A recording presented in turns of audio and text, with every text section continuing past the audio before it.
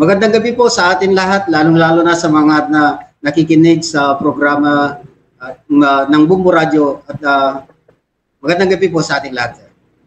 Yes, sir. Okay. Sir, alam ko, hanggang ngayon, pagod na pa rin tayo dahil sa nasabing insidente kaninang umaga. So, kumusta na po, sir? Ang investigation po ng Bureau of Fire Protection, itong nangyaring sunog kaninang umaga, sir?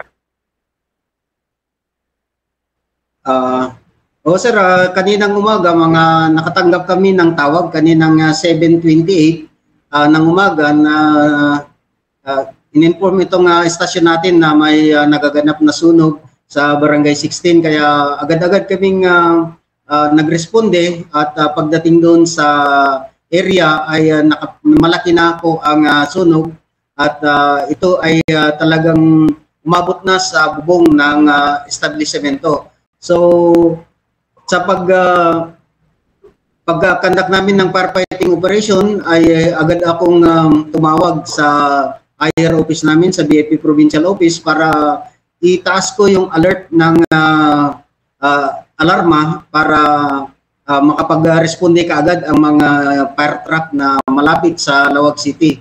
Kasi nakikita ko na talagang yung dikit-dikit na mga establishmento ay hindi basta-basta maapula namin kaagad ang sunog dahil ang apoy ay nasa second floor at lahat ng mga establishmento sa baba ay sarado pa sa oras na yon, kaya wala kaming madadaanan papunta sa second floor. So nagkaroon ng malaking apoy at nag-spread ng mabilis at yon, kaya nadamay ang siyam na establishmento.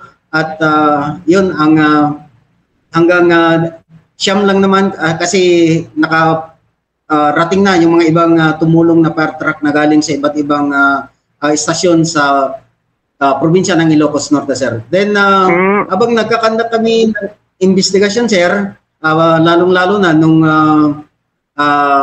medyo na-declare namin ng fire under control kasi na-control na ang paglipat ng apoy sa mga ibang building, then pero hindi pa na-declare ng fire out kaagad-agad kasi marami pa yung usok na nakikita natin sa iba't ibang establishmento. May mga pumuputok pa ng mga explosive, pumuputok sa mga, lalong-lalo na sa may isang establishmento na doon sa motor repair shop at saka so sa ngayon ang investigasyon namin kung saan nagmula ang sunog kasi nakasakay ako sa first run ng fire truck at nakita ko kaagad kung nasaan yung apoy sa may second floor dito sa may establishmento na New Erwin Marketing.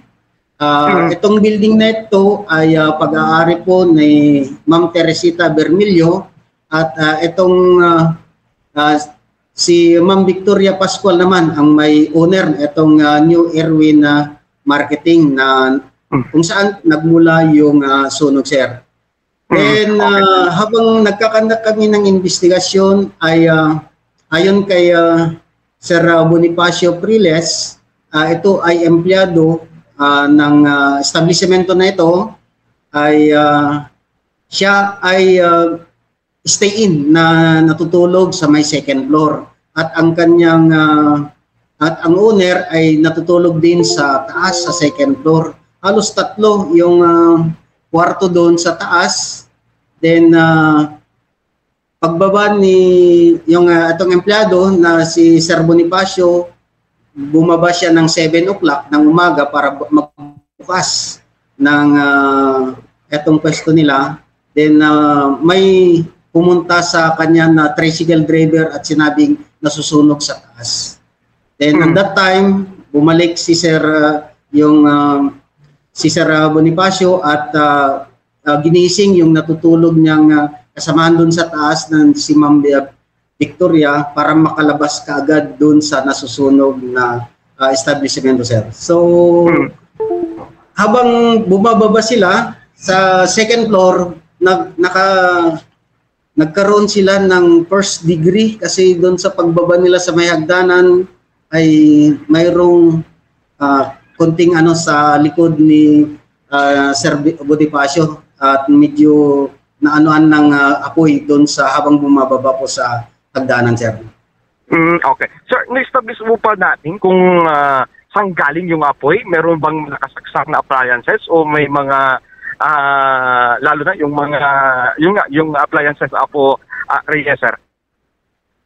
Sir, sa ngayon, total na-identify na namin yung origin kasi halos mayroon kasing sala doon sa taas na maliit na salas at mayroon ding sinasabi ni Sir Bonifacio na may altar doon sa malapit sa may salas at yun lang naman ang may nakasaksak na kuryente kasi doon sa kabila ay pinatay naman daw niya, naka-off yung exhaust fan at yun lang ang nasabi niya sa amin kanina na nakaan na appliances o ilaw doon sa may part na origin ng sunog, sir. Okay. Sa ngayon, sir, magkano lahat itong damages, itong siyam na establishmento, Apo Reyes, sir? Sir, abang inaano namin kanina, nagbase muna kami sa BFP manual tungkol sa pag-compute ng initial na damage ay lumalabas po na base sa floor area mula sa first floor at sa second floor ay umaabot po siguro ng more or less 20 million siguro, sir, ang estimated damage as of ayon sa aming investigador ng Lawag City Fire Station. So lahat na yun, sir, yung mga establishmento lahat, mga estimated natin na 20 million yung damage, sir. Yes, sir, lahat na doon sa 9 na establishment, sir. Kasi may mga second floor, ay may second floor naman yung mga iba, halos tupok ang sa may second floor. Then may mga na-save naman po sa baba, sa first floor ng establishment kung saan nanggaling yung sunod, sir.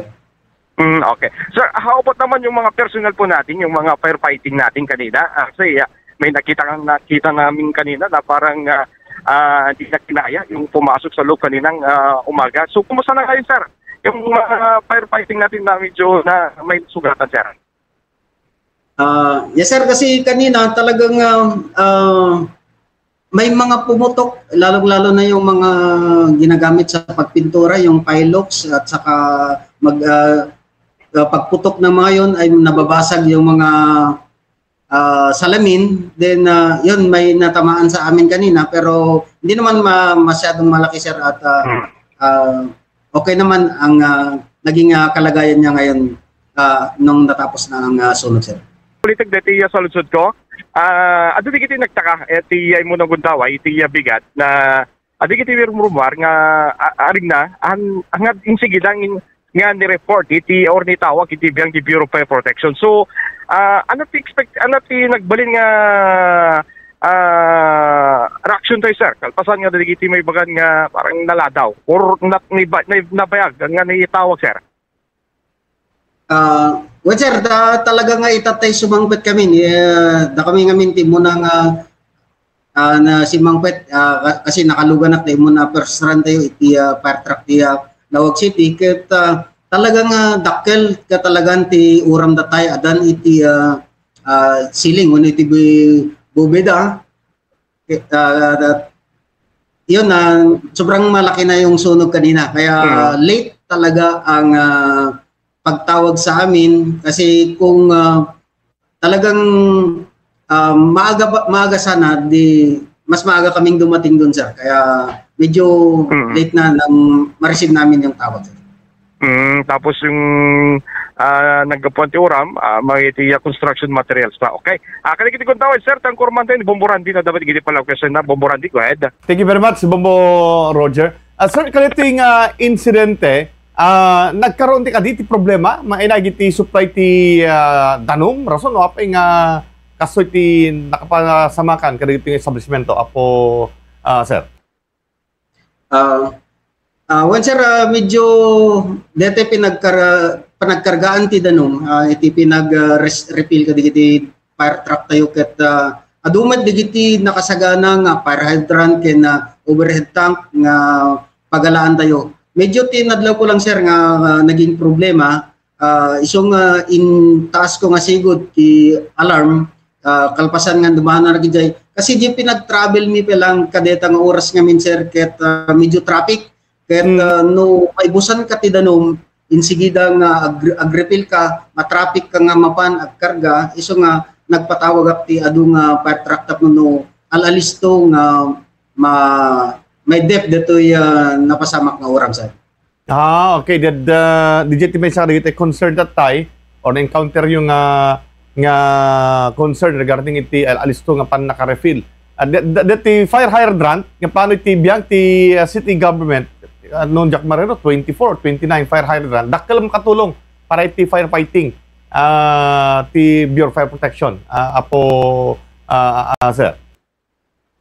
Well, sir, napintas launay dagitoy mapatakder nga fire hydrant tata hangkan nga mapan iti adayog nga lugar tapno no mapan agala no digat kadigiti asidegen nga lugar no mampay no daduma kades la kuma itatay bigat adati panagkapsup na digiti fire hydrant gaputa deti tay oras sa pinaglosar kadigiti tatao iti siyudad Tilawag ket ada digiti baga digiti kakadwa mi nga medyo mabayag iso nga napaspas-pas nga pagkargaan deti overhead tank tayo iti istasyon tangamin no linukatamon ket tinnaglata nga namin pinsanen tay danom ito no mapuno sa ram mapan kanton agpataray kanto manen iti truck tayo ngem nakapinpintas launay sir tangamin ada digiti tanker iti Lawag City ken digiti daduma pay nga volunteer fire brigade company fire brigade iti Lawag City ket digiti nakatulong kada tayo nga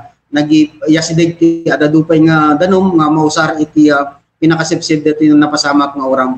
Ken itatay medyo marigatan kami, sir, nga mga dep nga insigida ada tayong suggest ngamin ni Ma'am Roxanne Parado nga ubusar kami itay AFFF no tay POM nga iso dito iti inpantayo ka DJ uneg ti fire truck nga naihalo DJ POM ket iso tinasar tayo nga alalisto nga ng sep DJ apoy no kasa.